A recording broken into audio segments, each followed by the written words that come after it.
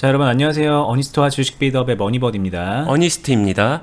자, 여러분들 지금 많은 종목들이 물려 있잖아요. 그래서 저희 영상 보시면서 어떻게 이 물린 거를 풀어야 되는지에 대해서 지금도 공부하시는 분들 많이 있을 거예요.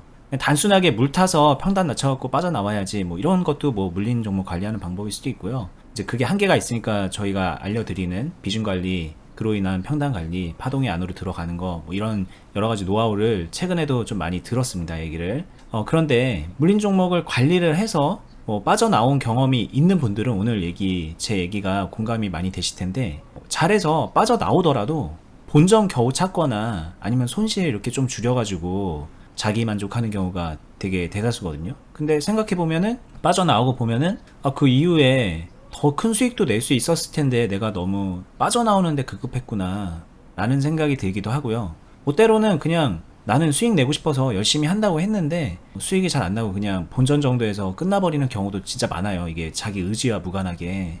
그럼 결국에는 이제 문제는 물린 상태에서 어떤 방식으로 관리를 해야 본전에서 끝나는 게 아니라 수익까지 제대로 낼 수 있는 그런 약간 좀 공격적인 투자를 이어갈 수 있는 건지에 대한 의문이 남는 거죠. 도대체 뭘 어떻게 해야 되는 거지? 이런 생각이 많이 드실 텐데, 오늘 저희가 좀 그거에 대해서 팁을 드리는 시간을 가져보겠습니다. 끝까지 잘 들어보시고 지금 하고 계신 주식하고 뭐가 어떻게 다른지 좀 비교해 본 다음에 적용해 보는 좀 노력을 해보면 좋을 것 같아요.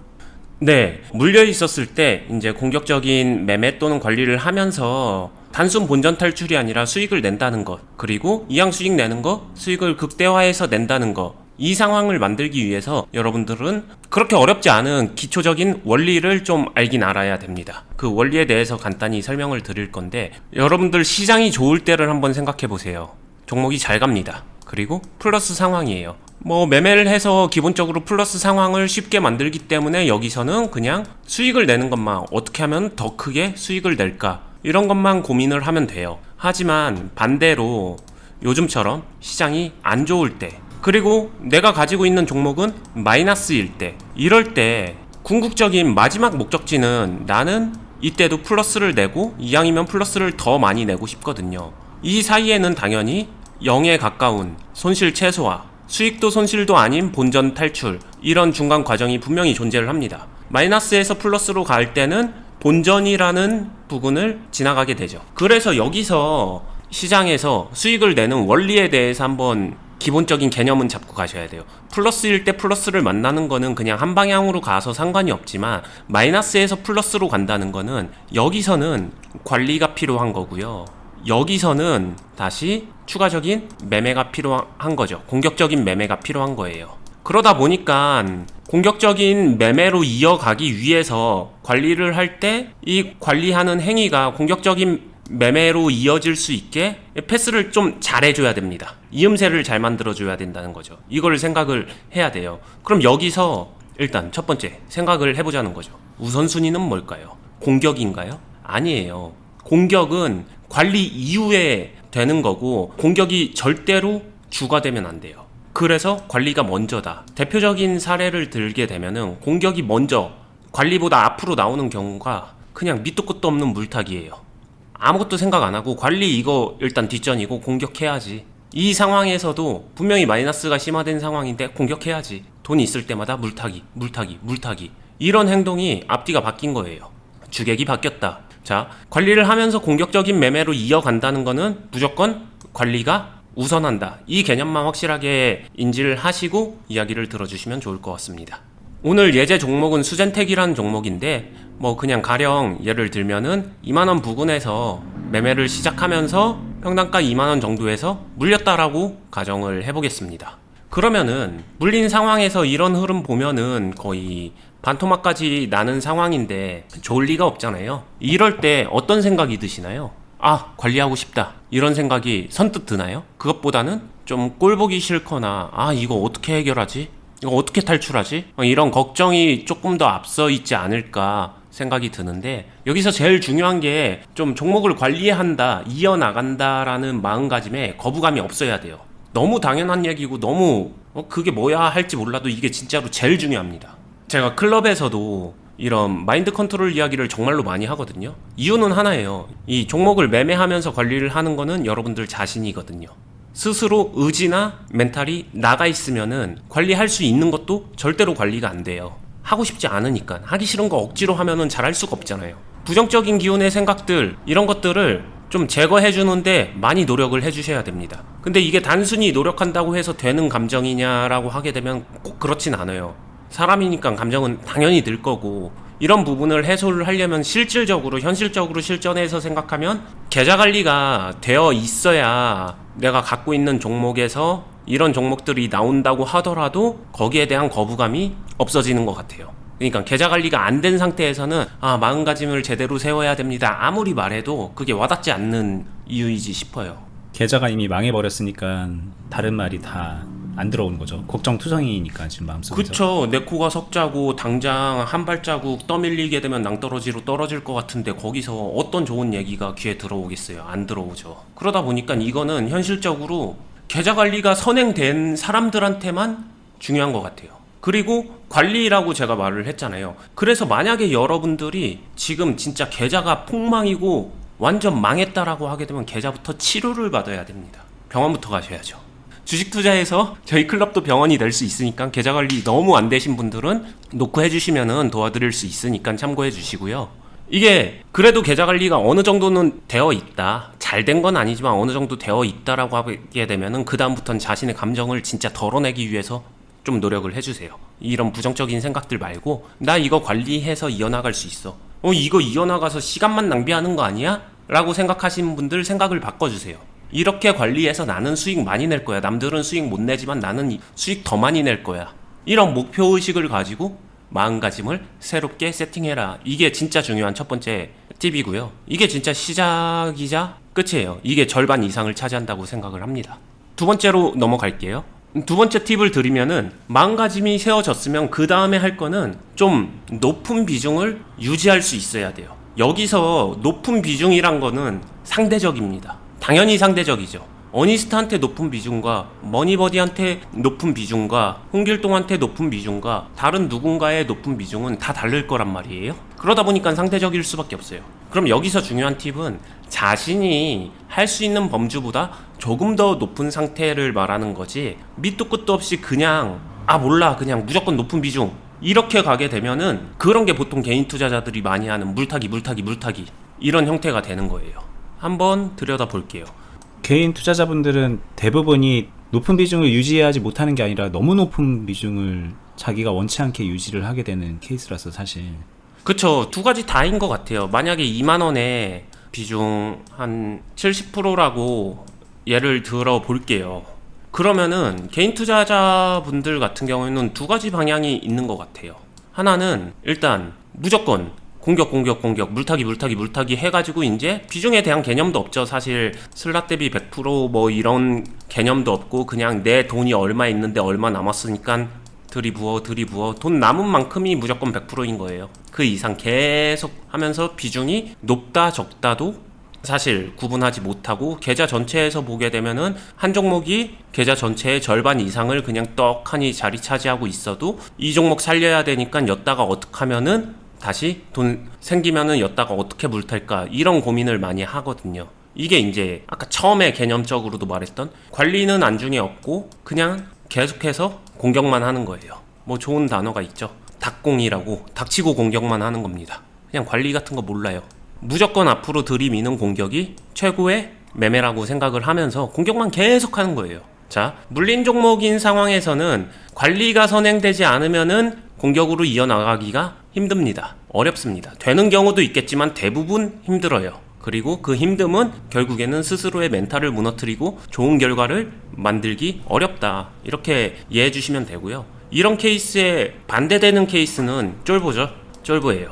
분명히 비중은 한 30% 정도밖에 안 돼요. 또는 30%보다 안 됩니다. 20% 정도밖에 안 되는데 한 마이너스 40% 보게 되면은 비중 20%에서 마이너스 40%면은 우스갯소리로 이거 20% 추가 매수하게 되면은 실제로는 마이너스 20% 아래로 떨어집니다. 이만큼 평가 수익률 변화는 그냥 쉽게 될 수 있는 숫자인데 이런 구조는 모르는 상태에서 이거 계속 빠지기만 하네, 언제 오르지?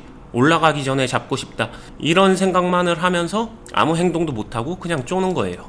근데 차라리 쫄보는 그래도 관리는 될 거예요. 어떻게 해서든 간에 본전 탈출이든 뭐든 비중이 아껴져 있으니까. 하지만 오늘 얘기하려고 하는 여기서 이제 공격적 매매로 이어나가기에는 한계가 있습니다. 왜냐? 보유 비중이 너무 적어요.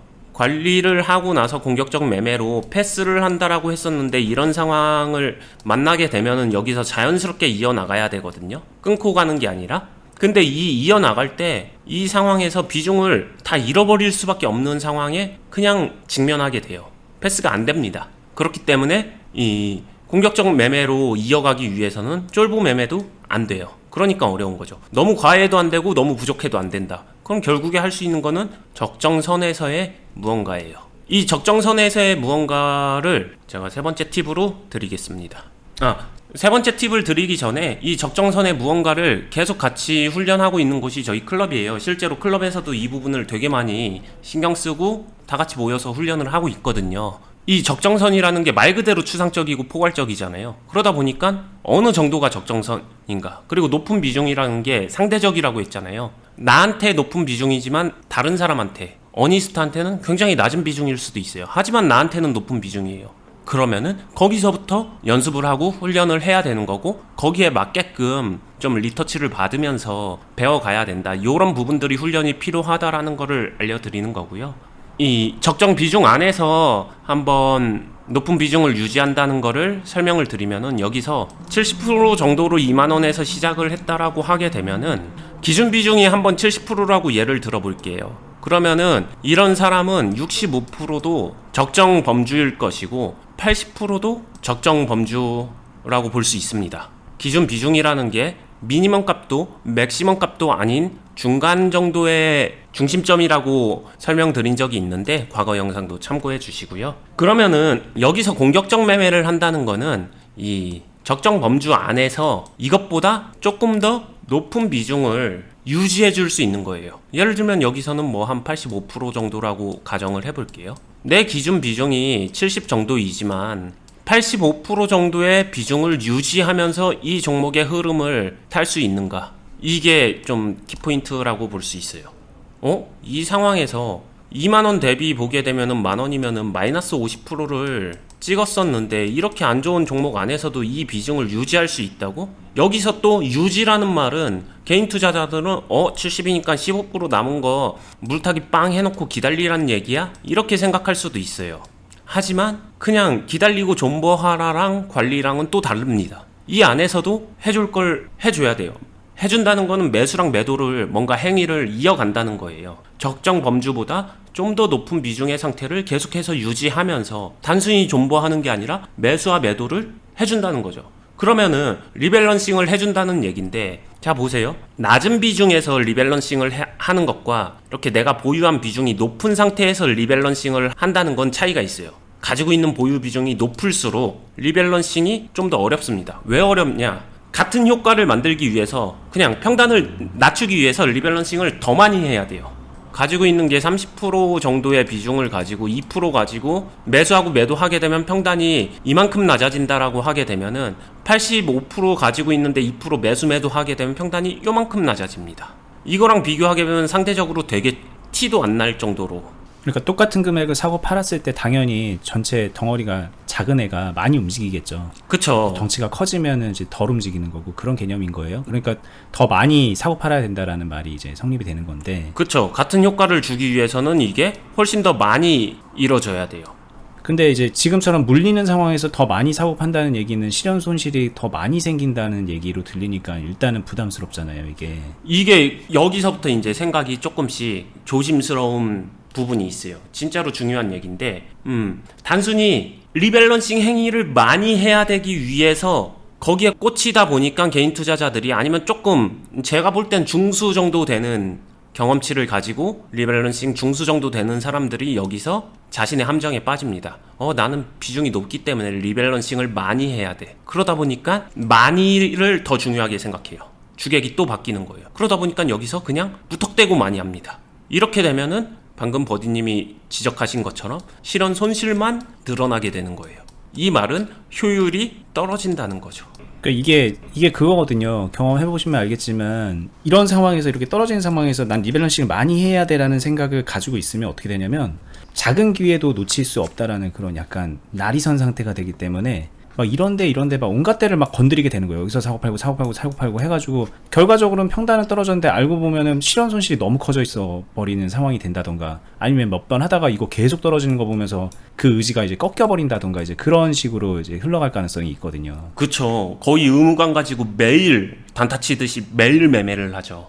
그런 경우도 존재하는 것 같고, 고비중을 유지하면서 이거를 이어가야지만 공격적인 매매로 이어갈 수 있는데, 그리고 그 상태에서 관리를 하려면은 더 많은 리밸런싱을 해야 되는데, 근데 아이러니하게도 더 많은 리밸런싱을 하기 위해서는 더 잘 기다릴 줄 알아야 된다.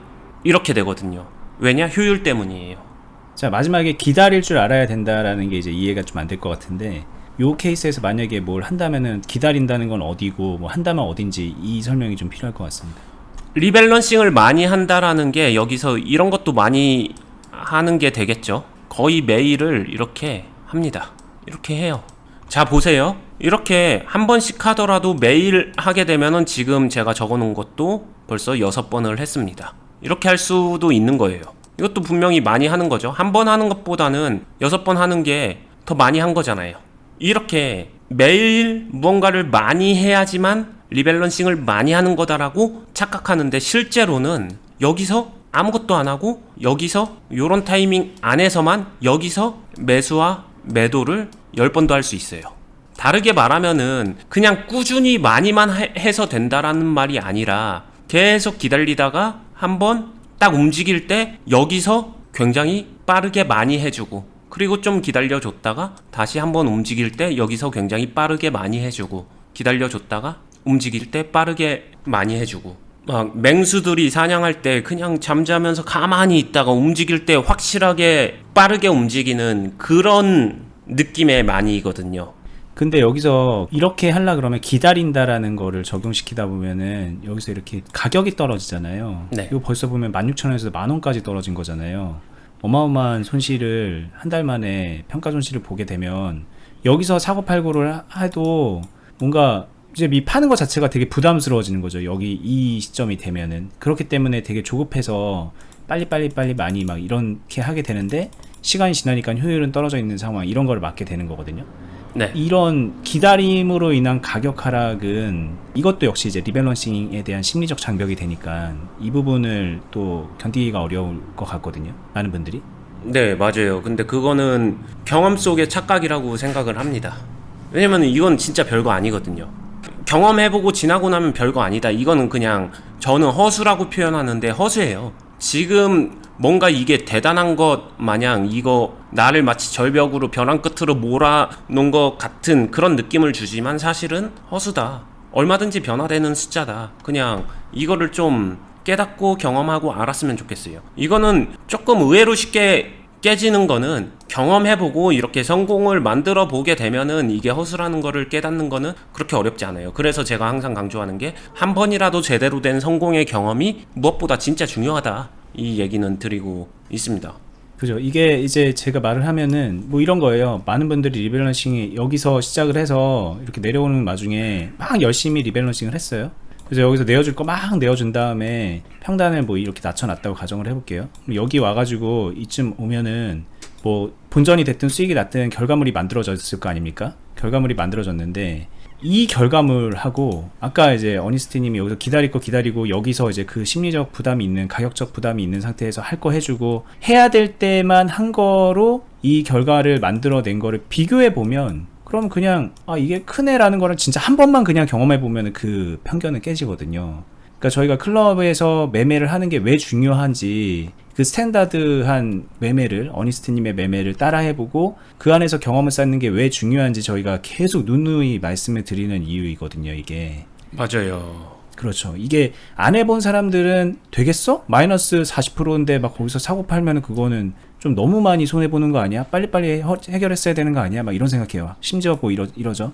여기서 지금 얘기 들어보니까 여기서 크게 셀 빡 찍어놓고 여기서 그 팔아놓은 거 기다렸다가 바이 빡 사면은 뭐 그러면 되는 문제 아닌가? 막 이런 생각도 하는데, 이게 이렇게 그림처럼 이렇게 흘러가서 뭐 아름답게 되면 상관이 없지만 크게 팍 팔았는데 올라가가지고 또 위에서 사게 되고 막 그러면서 엇박자 나게 되는 이런 결과를 생각하면은 본인이 머릿속에서 편견으로 갖고 있는 것과 실제 주식이 흘러가는 그 흐름에서 해야 될 걸 하는 거는 큰 차이가 있거든요, 늘상. 저희는 계속 그걸 말씀드리는 거고. 여기서 그 다음에 중요한 거 추가적인 팁을 드리면은 여기에 나비가 있어요. 나비 효과가 있습니다. 요 상황에서 여러분들이 여전히 마이너스냐 0이냐 본전 탈출이냐 플러스냐는 정말 어마어마한 차이가 있어요. 여기서 마이너스인 사람이요 탈출도 못합니다. 왜냐? 이거 마이너스 회복해야 되니까. 선택적이 아니라 반강제적으로 더 매매를 이어가는 선택을 하게 되는 경우가 많더라고요. 그리고 여기서 0인 사람은, 본전 탈출한 사람은 심리적으로 이거 다시 하락해서 이때 고생이 생각나면서 다시 하락하면서 이거 또 빠지면 어떡하지 하는 두려움이 정말 극대화되는 시점이 딱 본전 요맘때인 것 같아요. 근데 여기서 다만 얼마라도 플러스를 내고 작은 플러스라도 만들어 놓은 사람이라고 하게 되면은 이 작은 플러스가 절대 작은 플러스에서 끝나지 않는다. 이게 진짜 이제 아까 말했었던 관리 이후에 공격적인 매매의 패스가 완성되는 거다를 얘기해주는 숫자인 것 같아요. 이렇게 만든 사람은 다시 하락하면 어떡하지? 이게 짜증날 수는 있지만 이게 무섭진 않아요. 다시 만들 수 있으니까.